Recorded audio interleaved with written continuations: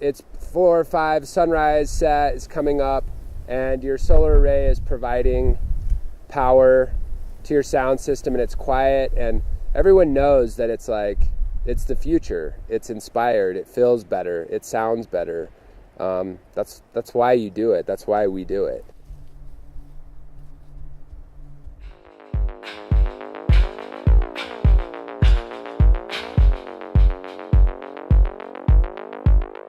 Hi, I'm Scotty Soltronic. I'm the creator of the Solar Saucer. It's a mobile solar-powered sound, light, art experience.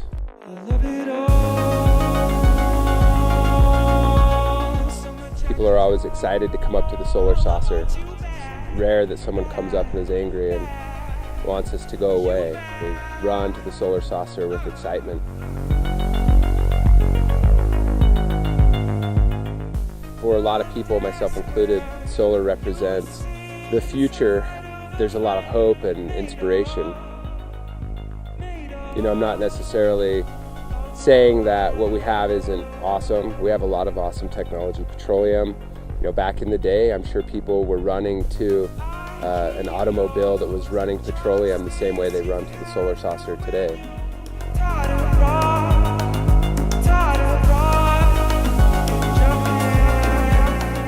At that time, it was the technology that was bringing us forward, and it was making things available, making possibilities, opening doors, and I think that's what solar power is doing today. It's that next level. It's a brighter future, and it's allowing us to do things that we were doing before, but in a cleaner, sustainable way.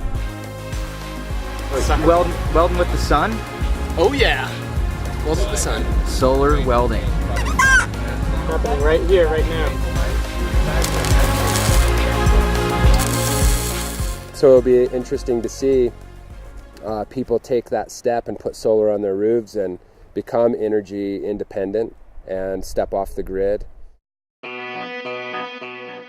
This here is the first solar system I installed back in 2008 with my stepdad, Mark Kriner. It's a 3 kilowatt system. A 1 kilowatt solar array produces enough energy to replace 170 pounds worth of coal burned every month. That means that a 3 kilowatt array like this one replaces about 500 pounds of coal per month. That's a lot of coal. So not only is solar energy production cleaner, but it's a vast resource. More solar energy lands on this planet in 1 hour than we humans could use in an entire year. And the amount of solar energy that lands on the surface of this planet in 1 year is more than all the combined non-renewable energy sources. As demonstrated on this map, with current technology, it would take an estimated 15,000 square miles of solar panels to power the US. This is roughly double the area of all the rooftops in the US, and 1/3 of all power could be generated from solar rooftops alone. Some people might say that the actual manufacturing process of solar panels is a pretty chemically intensive process. Well, that's something that's quickly changing. A company called BioSolar is producing plant-based backings that can biodegrade over time. Hi, I'm Mark Kriner. We're here today on one of our installations. This is a dual access tracker from Watson. It's a 3 kilowatt system. We're averaging about 30% more output with a dual access tracker. It's been running now for 4 years and pretty flawless, so we're pretty happy with the installation. We were up at Jason's and he has a 6 kilowatt system.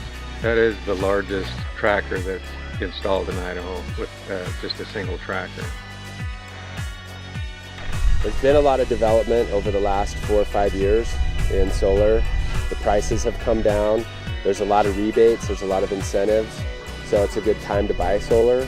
The standard pricing for solar systems is based off of cost per watt. The most recent system that Mark put in was about $4 a watt. Just 6 years ago, that same system would have cost about $8 a watt.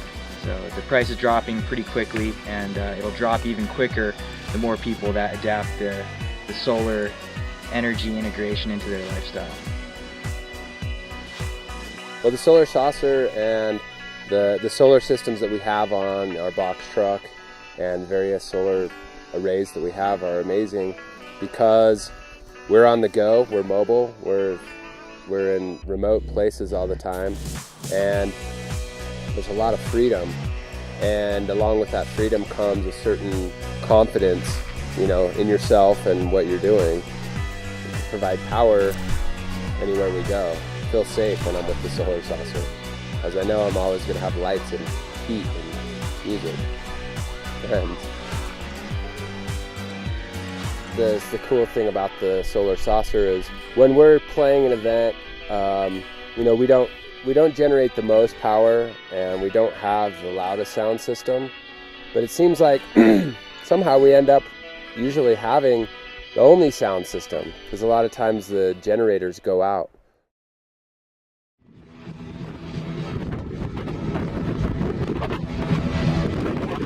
Taking refuge in the teepee. It's pretty wild out here. People are still going for it.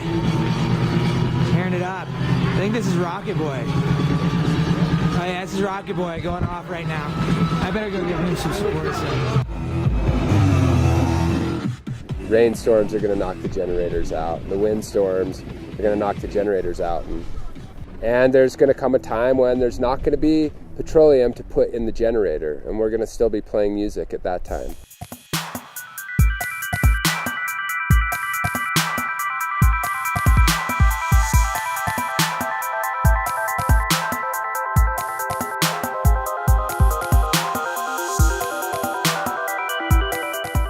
Filling the generators with fuel, all that stuff is kind of a pain.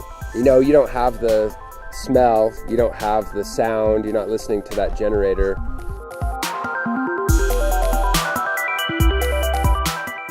Yeah, so it will be exciting to see what happens in terms of technology development. There's a lot of money that's going into alternative energies. I'm hoping that we're going to see this pendulum swing and see some new technologies come out. A lot of the developments that are taking place in the automotive industry are exciting, around hydrogen, you know, fuel cells. When it is stored, solar energy is usually stored in batteries, which is a great stepping stone, but is not the ultimate energy storage device in the end. The ultimate, most efficient, cleanest method of storing the sun's energy is hydrogen. Hydrogen.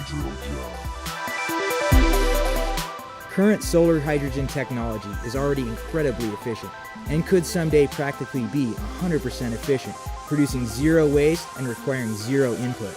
Water is converted by solar electricity into hydrogen and oxygen.